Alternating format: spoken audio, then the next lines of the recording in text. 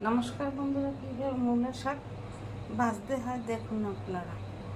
মূলের শাক কেটে ধুয়ে পরিষ্কার করে নিয়েছি আর কাঁচামরিচ চিড়ে দিয়েছি। এখানে পেঁয়াজ রসুন কুচি করে, এখানে আমি কড়াইতে তেল দিয়ে দিয়েছি 1 টেবিল চামচ।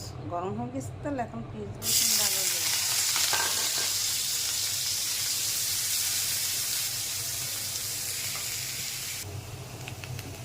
পেঁয়াজ রসুন বাদামি কালার হয়ে গেছে, এখন শাক দিয়ে দেবো।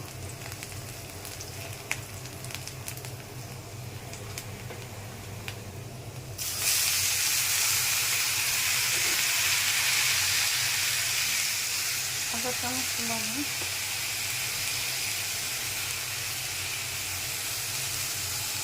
একটু হলুদের দিবি, দিয়ে আমি ঢাকনা দিয়ে ঢেকে দেবো।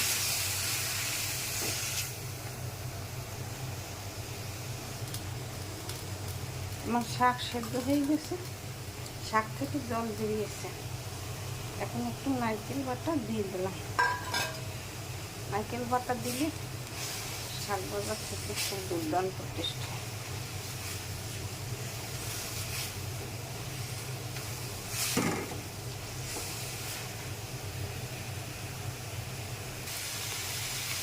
শাক ভাজা তৈরি হয়ে গেছে, এখন নামিয়ে নেব। তাই একটু সরষের তেল 2 ফোঁটা দিয়ে দিলাম। একটু কাঁচা তেল দিলে শাক ভাজার স্বাদ ভালো হয়।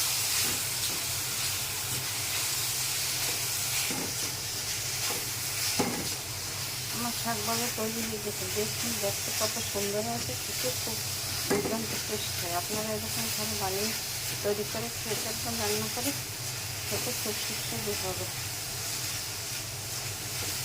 আমার চ্যানেলটিকে সাবস্ক্রাইব করে লাইক কমেন্ট শেয়ার করে পাশে থাকুন। আমার শাক ভাজা তৈরি হয়ে গেছে।